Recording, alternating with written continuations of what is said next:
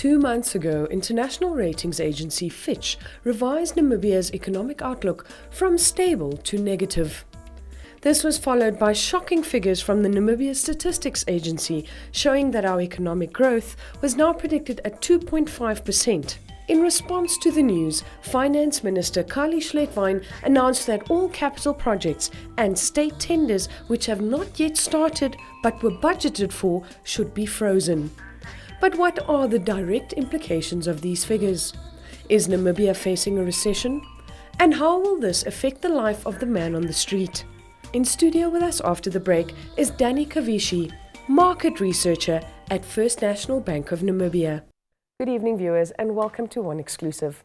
The Namibian government has swiftly halted the issuance of tenders in a desperate attempt to mitigate what some local economists foresee as a pending and critical economic downturn. An economic downturn will have grave effects on inflation. It'll hamper government's ability to reduce poverty and its ability to respond to the current demand for low-cost housing, elements crucial for the execution of the President's Harambee prosperity plan.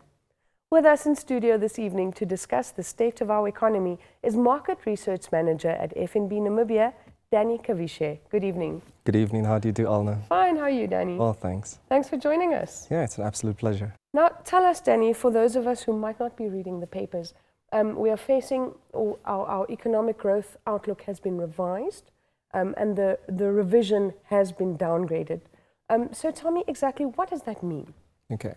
So generally what would happen is at the beginning of the year, a few economists internationally and locally would give forecasts for what they project growth would look like at the end of 2016. So we're coming into a period where over the past few years we've been having growth higher than about 5.5%, 5%, depending on which data you follow, which has been steady and good for the economy. Coming into this year, there were initial projections that were made, 4.4% growth came from Bank of Namibia. I believe the IMF had it as high as 3.5. Other economists had it much lower at 2.5, to give an example. But basically it was just an estimate to see, where exactly is our economy going. To the man of the street, what they should interpret is not so much the numbers, but they should interpret the trend. And what all these agencies are saying together is that growth is expected to slow down coming during the course of this year and potentially as well over next year. So these forecasts aren't really a reason for panic. It's merely more like a warning bell. Well, it depends on where you sit. What we've picked up on the economy, specifically after the second quarter, is that we've actually had negative growth in certain sectors, such as manufacturing and construction. Wholesale and retail trade, which has been a benchmark for the economy, specifically trade, the activity we see at the supermarkets, that has been slowing down, and some people have attributed it to less visitors, so to speak, coming from Angola and from some of the other countries. But it's more to do about the nature of our consumers as well, where their spending has been constrained. So yes, you are right. It does act as a signal to tell us where the economy is going. But if you couple that with other issues that we're having, for example, with drought and the scares we've been having regarding power supply over the course of the year, though that has been mitigated to some degree, it tells you that we're entering a cycle where low growth is to be expected before it starts picking up, which again is normal because economies do work with cycles. You do have periods where economic growth is accelerating, things look honky-dory as they say, and then suddenly you have a dip where this economy starts slowing down, and the severity of that dip depends on the conditions within the economy, but then also what's driving it from the external markets. And I mean, as you said, there is obviously, our economy doesn't function in a vacuum. We are part of a greater global economy, and there are lots of external factors that are influencing our growth at the moment. What type of factors are we looking at external-wise? Sure. Well, it's quite interesting right now. If we start a few years ago, we've had substantial volatility in terms of the rand price. Now, that has made it a little bit difficult for business people here to sort of lock in prices as to what they're going to be importing specific products at a given time. So if you enter an environment where your rand has been weakening for such a long period of time, it makes it difficult for local businesses to buy commodities that are coming in from external markets. So you find a growth in your import bill associated both by the fact that we're buying more commodities, but then also those commodities have become a tad bit more expensive, to say the least. So that's one of the aspects you can look at. Again, unfortunately, we're still in sort of a commodity slump at the moment. The prices of commodities are expected to pick up. But if you look at last year, during the third and fourth quarter, there was such a massive dip in the price of diamonds, which trickled directly and impacted Namibia. Uranium is still edging at around 40 to 45. So on the one side, we've got the fact that we do have these exports, and yes. I mean, particularly with the meat market, the wiener prices being so unstable at the moment. Sure. So obviously that affects it as well. Yeah. And now just to get back a little bit to the South African rand, if the South African rand is downgraded, or the economy is downgraded to junk status, is that going to gravely affect our economic growth? Well, again, there's more than one way to look at it. If South Africa gets downgraded and you hold all other things constant, which is sort of like a cop-out by economists, but it's the truth. If you hold other things constant for our local economy, you would have a transitory period where the agents that have downgraded South Africa will review, for example, where our credit rating sits in relation to the products that we're importing. So that will be your currency rating. They would review our bonds in terms of whether they're still investable or they're approaching more the non-investment grade, and then they would review the national credit rating which they will give a country. Now, unfortunately, during the course of this year, there's been a change in outlook by Fitch regarding the national credit rating, where they revised that downwards from stable to negative. And quite recently, around about the 17th of October, they looked at our bonds and they stated that based on what's taking place in terms of the absorption of debt within the economy, the fact that less bonds are being absorbed by the local market simply because of the pricing, they also downgraded that outlook from stable to negative. To the man of the street, it's more important for them to measure the times and to understand more that, look, if you've had a long period of growth, it is anticipated at some point things will slow down. If you have a change in your ratings agency, as much as they may not necessarily be working every single day with bonds and working with trades at the NSX, it still tells us that our economy has certain crucial areas that it needs to work on, because they do address issues like unemployment. They address how productive our debt is. So if we have been picking up a lot of debt, specifically government, have they actually utilized that to instill growth in what we can call crucial sectors such as education and health? So that, again, acts as a signal to tell us our current situation needs to be changed quickly. And I mean, on the one hand, we do have these external forces. Our exports are going a little bit crazy, but locally, the demand for water and electricity is growing. Urbanization is on the forefront. So how are we going to mitigate these things on the ground? Alna, they say when it rains, it pours, and that's the situation for Namibia, just unfortunately without the rain. But yeah, we've had several things hitting us at the exact same time. Let's touch on what you spoke about from the consumer perspective. Now, 2013, 2014, they were enjoying interest rates of about 5.5%. This was good for the economy. So there was an idea that they could pick up as much debt as humanly possible to buy their houses, to buy the vehicle asset financing. And there was never really an outlook as to how long interest rates would stay low. Now, due to external factors and factors locally, interest rates started rising. So we're seeing consumers being constrained in terms of the debt they're paying every single month, A, to the mortgage, and also B, to their cars. Not to mention those who take on credit debt in terms of their clothing lines, and to some degree, some people have it on food.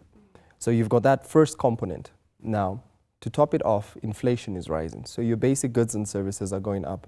And we're talking about bread, we're talking about meat, we're talking about alcoholic beverages and non-alcoholic beverages. And all of that seems to be hitting us at the exact same time. So consumers are constrained because they simply can't buy the same way that they used to. So you tend to have them trying to negotiate slightly higher employment or wage growth analysis, to something edging around about the 6 to 7%, which is what we've seen already in the newspapers. So that's the way they're communicating it to the rest of the market. But then at the same time, we're looking at investments in the country. We're looking at government expenditure. Government seems to have slowed down in terms of spending.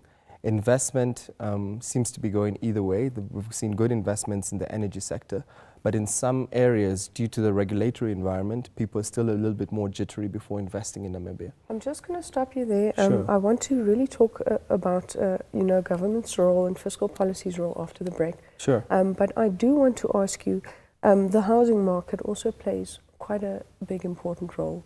There have been a few studies that have been done over the years where people have tried to understand the relationship with their general GDP and output with the housing market. And the conclusions have been that the two tend to be strongly correlated. What does that generally mean? It means that as your economy slows down, you will tend to have less demand for property in the market. In Namibia's case, it's a combination of several factors. Now, the pricing is not simply based on how much people are demanding at a given time. It's based on how quickly it can be supplied to the market in terms of what's been built and what's been built at what price. So if you've got supply constraints, that will automatically push up your prices a tad bit higher. Then you come in now with demand. Now, we've always spoken over the years regarding the backlog of property that sits. So demand should be strong enough for people to pick up the property in the market as it comes through. But now, coming into this year, there's been a lot of conversation as what's really taking place in the housing market. And so we've had this slowdown in demand, specifically in the high end. Yes. And that's potentially where the number you quoted earlier. That 76% Yeah, would be maybe referring to the high end. Yeah, so it would refer to the high end, where suddenly people are hoping to buy their property at 3.5 million, but there's no willing buyer. And that sentiment has sat with a lot of individuals, such that they've been looking at property and saying, no, I think the high end is going to keep going lower and lower and lower and lower. So people are not participating as actively. Right. Exactly, they're holding out. While in the lower end, which unfortunately for Namibia, lower end is anything around 1 million right now, we're still seeing substantial demand, substantial pickup of property there. And it's across standalone houses or townhouses, irrespective. People are going in, lodging in their applications and showing interest, simply because property is something that everybody ought to have. So from your bank's point of view, the lower cost houses, there really is a strong demand for those still. Well, it's not specifically just from FNB. This is data that we collect across the deeds, from the deeds office, which collects all the financial institutions. So it's the other banks included and all the other intermediaries plus private. So it tells us that the appetite at the lower end still seems to be there in the market. And it does make sense, because if you consider people who feel that they're old enough and it's time for them to own property, and maybe they've worked long enough at their job, so they've got a mortgage loan, they would be buying, not to think about selling it after a few years, but they're buying because they feel it's time for them to own property. And so what they would do is they will not look at the high end. They would start with what's available, specifically, the cheapest property they can get and where. Most analysts who have been studying poverty and have been studying the inequalities in wealth since independence tell us that the situation has improved. And there are numbers to back it up. Again, to an individual person, they may not necessarily see that. But if you compare now and at the moment at the point of independence, where most people quote, there was even asset deficiency. There was some parts or some population that couldn't actually afford houses, or they couldn't even get bank loans. And then all of that has changed over our 26 years of independence. So we are moving in the right direction, and the slowdown that is going to be experienced in the economy, if people can just look at it more from a perspective of cycle, and not that it's doomsday and the world's coming to an end, that would be great. Brilliant. Daniel, I'm going to stop you there for Sure. a second. Be sure to tune in after the break to find out how government is dealing with the country's critical liquidity. Remember to send us your comments via SMS during the show, and you could win $50 Namibian in airtime. Catch you after the break.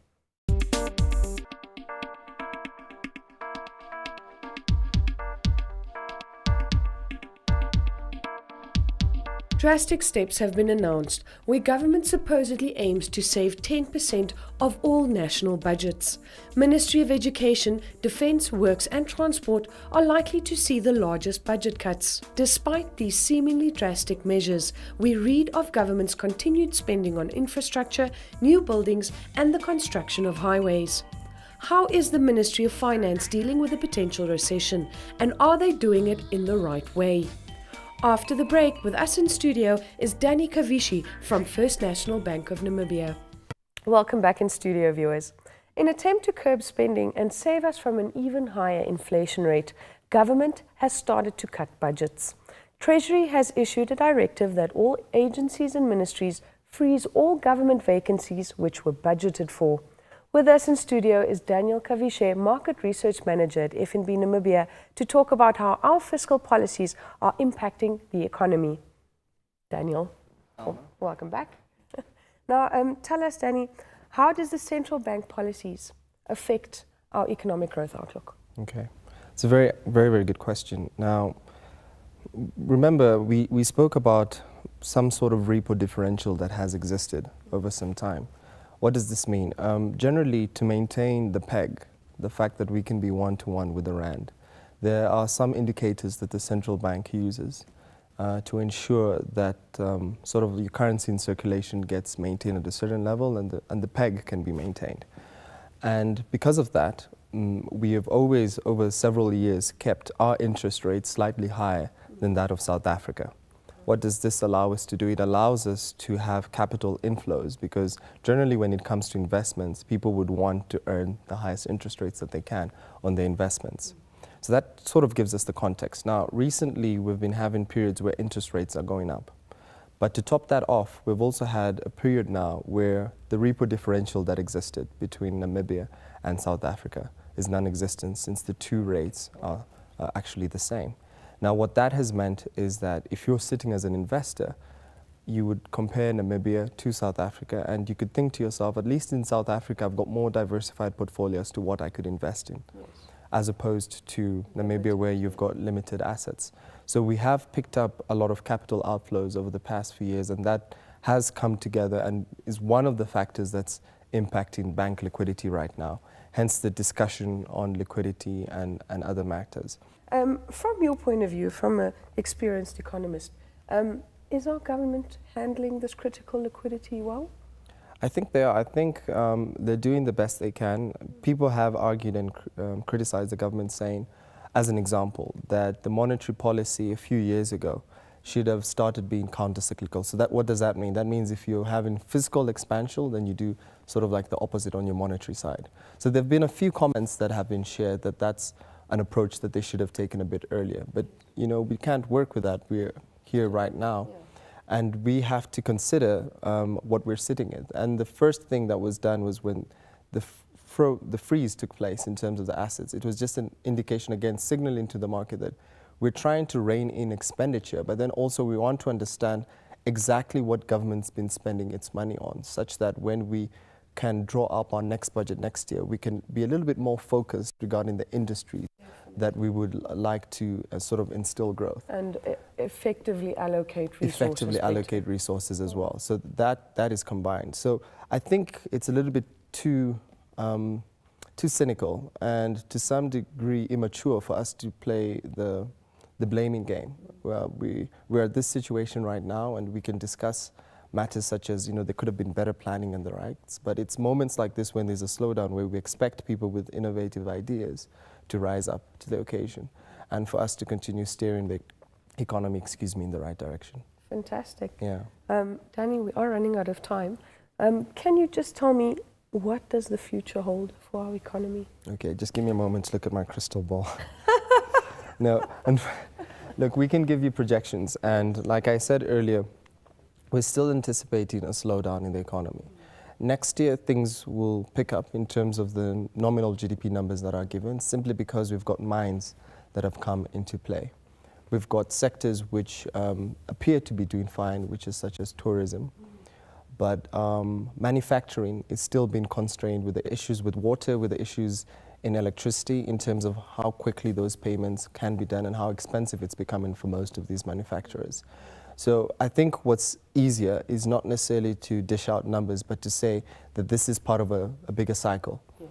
And whatever slowdown we're going to experience right now, the economy will eventually pick up. And what is your advice to the man on the street? What can the man on the street do to save our country money?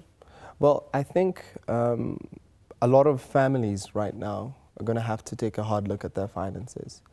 And what that means is what we've generally been spending on, we will have to decide whether it's something that's material for right now.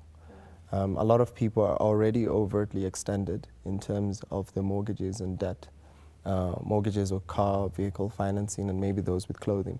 So some accounts might be closed. This is typical of an environment where there's a slowdown. But again, what we spend on daily in terms of food and transport, that needs to be maintained.